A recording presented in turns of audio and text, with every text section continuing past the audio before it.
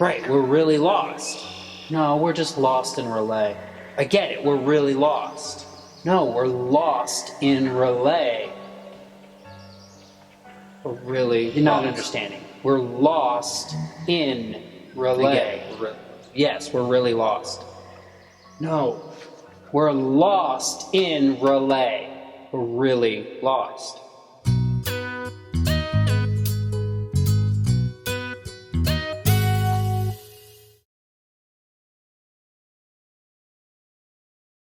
Okay, so in Lost in Relay, players are going to start by first shuffling up the entire deck and dealing every player at the table a starting hand of cards.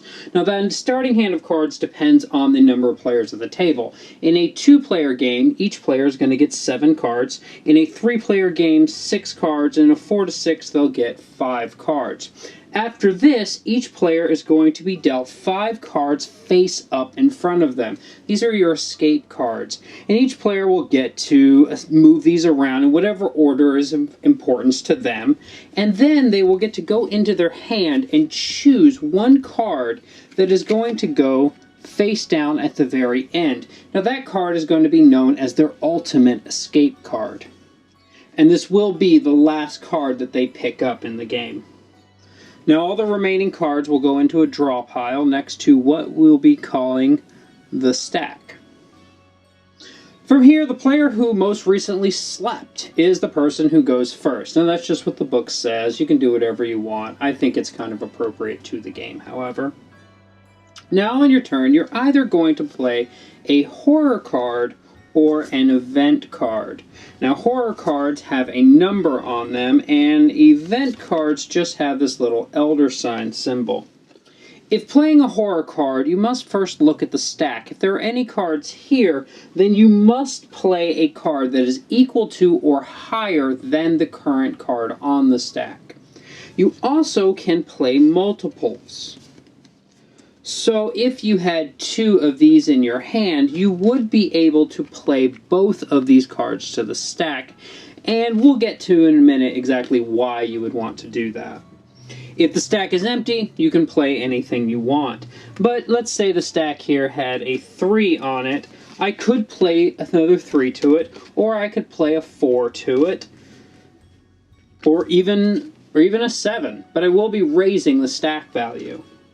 Event cards, however, have no restriction based on the stack, and when you play them, you actually play them sideways because they do not affect the current value of the stack. So the next person to play would still need to play a 3 or higher, and the card down here would still count for any combining of cards. Now, as I said before, you can play multiples of the same card in order to effectively power up the card. For example, if I had these 3 available to me, I have powers on them of 3, 4, and 5. So when it's played as a 3 set, I get the 3, which is to play again. So if I were to play these 3 cards into the stack, I would get to play again according to the card. The next person, and this is the interesting here, in this case, I get to play again, but let's say I didn't, or let's say I did. Either way, the next person who plays, if they had another 3, in which case I do, they could play it to this stack, and they get the combine of all of these below it to create a 4. Therefore, they get to banish the stack and play again. So in this case, this person could put this down, banish this entire stack, and to banish is to remove from the game completely, and then they would get to play again. Now, one thing to note about this is just because this one here has a 3, 4, and 5 as the values doesn't mean you have to play in a 3, 4, and 5. I could play a single 3. I just don't get anything out of it. I could play 2 3s. I don't get anything out of it.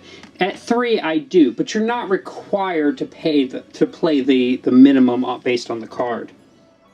Now, as I said before, sometimes it may say to banish a stack, and banish stack is to remove from the game. But also, sometimes you may have to pick up the stack, and to pick up the stack, you bring it into your hand. Now, one reason that you would need to do that is if at any point you can't legally play a card from your hand, then you must pick up the entire stack and add it to your hand. So you may be asking yourself, how do I win this game? Well, it's fairly simple. What you're trying to do is have no cards in your hand and have played all of your escape cards.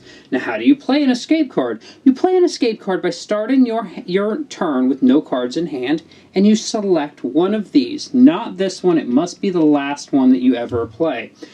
You select one of these cards and you play it.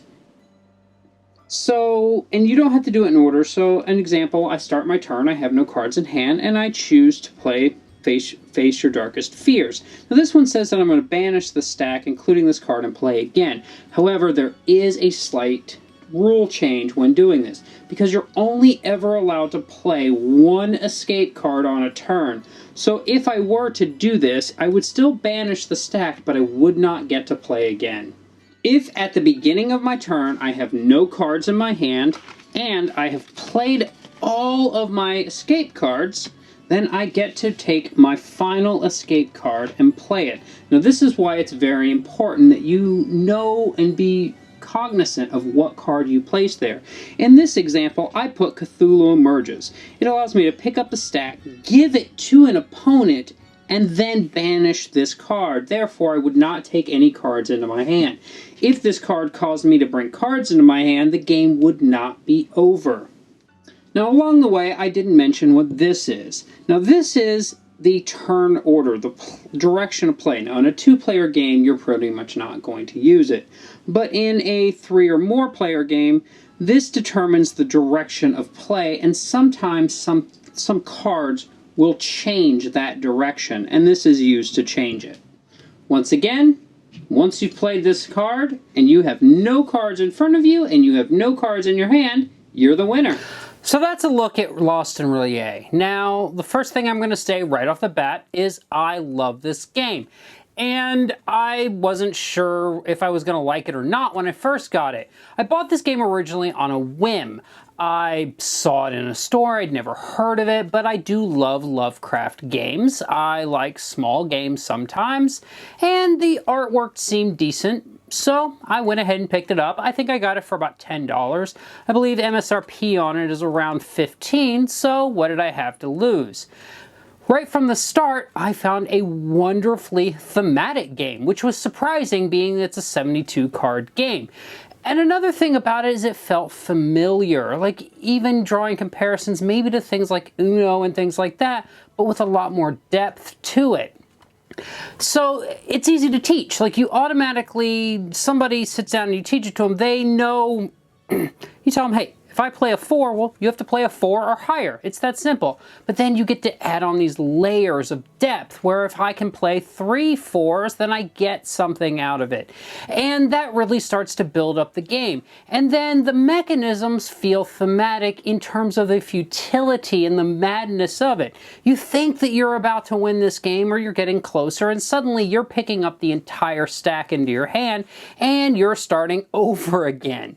And that feels very thematic, and even winning feels thematic. You really do feel like you left your friends behind in this mystical dreamland. And so everything just seems to work. And what I was surprised about is that I hadn't heard about this game at all, being that I do love things Lovecraft, and the whole Cthulhu Lovecraft theme has been very popular for the last couple years. Now, I do attribute some of that to probably Atlas Games themselves.